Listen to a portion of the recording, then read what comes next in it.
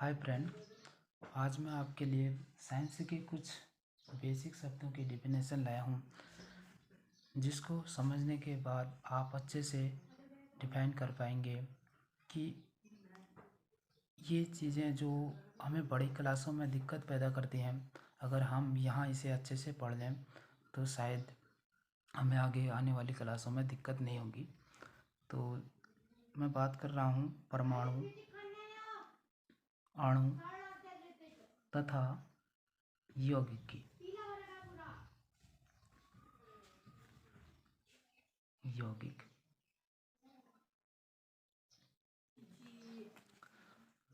पहले मैं परमाणु के बारे में बात करूंगा। इसकी मैं यहाँ पे आपको बेसिक डिफिनेशन बताऊंगा, जिसके पश्चात आप इसे अच्छे से समझ पाएंगे कि आखिरकार परमाणु क्या होता है करके। मैं इसकी डिफिनेशन लिखता हूँ, उसके पश्चात आपको एक एग्जांपल के थ्रू समझाऊंगा। आई होप आप समझ जाएंगे अच्छे से। किसी भी पदार्थ की सबसे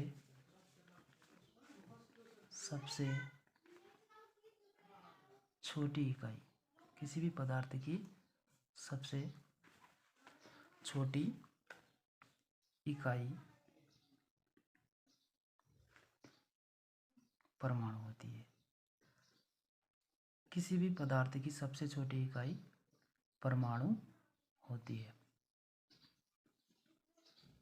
जैसे कि मैं आपको एक एग्जाम्पल दूं, उदाहरण, जैसे कि आप कोई सा भी मकान लगा लें या फिर बिल्डिंग लगा लें कोई भी, तो इन चीज़ों को बनने में बहुत से मटेरियल का यूज़ किया जाता है। लाइक जैसे एक बिल्डिंग को बनाने में बहुत से मटेरियल, ईंट, पत्थर या फिर लोहा, रेत आदि चीज़ों का यूज़ किया जाता है। अब उस बिल्डिंग में मैं एग्जांपल एक ईंट का ही ले देता हूँ। ईंट, उसमें बहुत सारी ईंट लगी होती हैं किसी भी बिल्डिंग को बनने में। तो उस बिल्डिंग में जो ईंट बनी है, उस ईंट का भी सबसे बारीक यानी कि सबसे लास्ट का छोटा कण ही हमारा परमाणु है। मतलब कि जैसे कि ये आपका ईंट है, ईंट का सबसे शुरुआती कण है, सबसे सूक्ष्मतम कण, सबसे छोटा, जिसके पश्चात आप उसके कोई टुकड़े नहीं कर सकते, इतना बारीक, वही हमारा परमाणु होता है। आई होप आप समझ गए होंगे कि परमाणु क्या है। वो कोई भी पदार्थ हो सकता है, पत्थर हो सकता है, ईंट हो सकती है, ये हमारी पेन हो सकती है। लाइक ये पेन है, इस पूरी पेन को बनने से पहले इसमें जैसे कि इसकी रिपिल है, निब है, ये पूरा एक पेन बना हुआ है। तो सबसे पहले इसकी जो छोटी इकाई होगी, सबसे छोटा जहाँ से हिस्सा स्टार्टिंग का होगा, उसे ही हमने परमाणु नाम दे दिया। और जो परमाणु त्रिज्या होती है, हर किसी को नापने के लिए किसी न किसी यंत्र का इस्तेमाल किया जाता है। जैसे रोड को हम किलोमीटर यानी मीटर के हिसाब से नापते हैं, उसी तरह 1 मीटर बराबर 10⁹ नैनोमीटर होता है परमाणु त्रिज्या किसी भी पदार्थ की। अब हम बात करते हैं अणु की, कि अणु क्या होता है। मैं डिफिनेशन लिखता हूँ पहले। आप मोस्ट इम्पोर्टेंट थिंग ये है कि आप इस चीज़ को समझें कि अणु, परमाणु, यौगिक क्या होता है करके। जब आप इन चीज़ों को समझ जाएंगे तो डेफिनेशन तो आप अपने से भी लिख सकते हैं। तो मैं बात कर रहा हूँ अणु की। अणु दो या दो से अधिक परमाणुओं,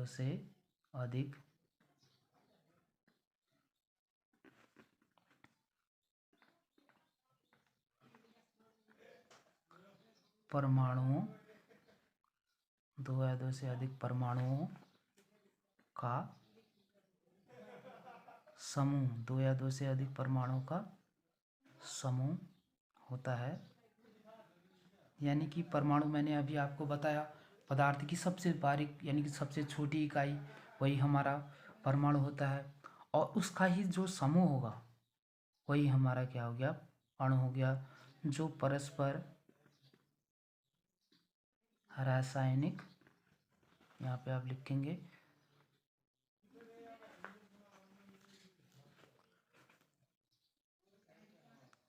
रासायनिक बंध से जुड़े रहते हैं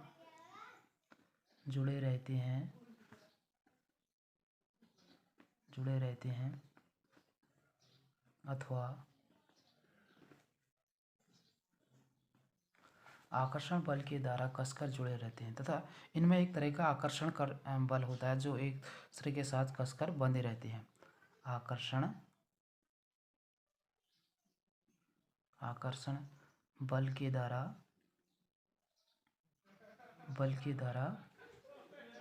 आकर्षण बल के द्वारा कसकर जुड़े होते हैं। आई होप आप समझ गए होंगे कि अणु जो होता है हमारा परमाणु से मिलकर बना होता है।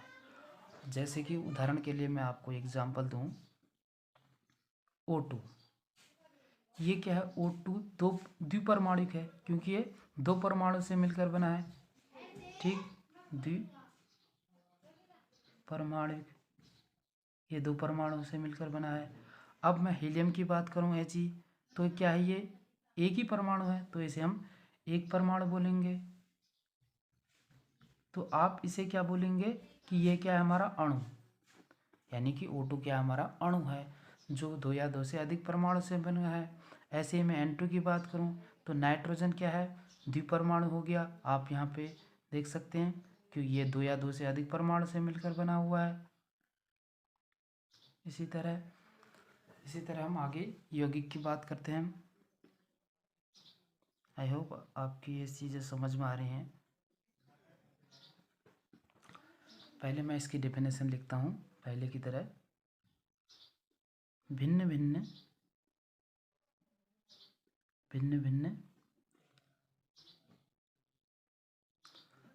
तत्वों के परमाणु,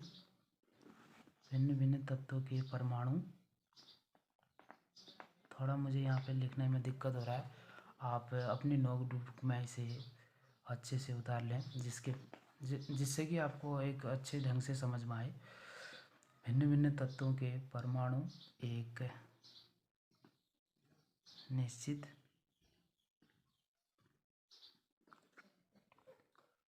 अनुपात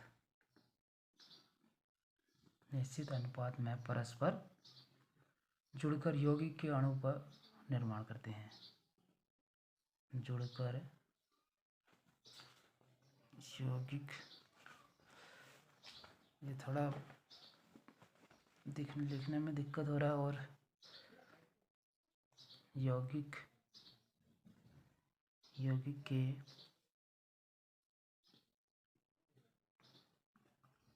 अणु निर्मित करते हैं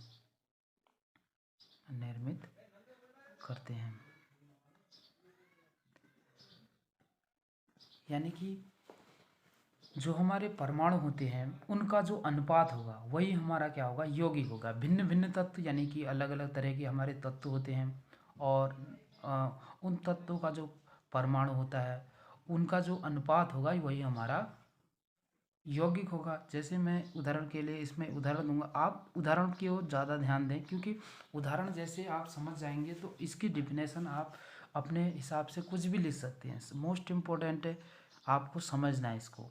जैसे कि लाइक H2 है, ये हमारा जल। अब जल H2 किस किस से मिलकर बना हुआ है,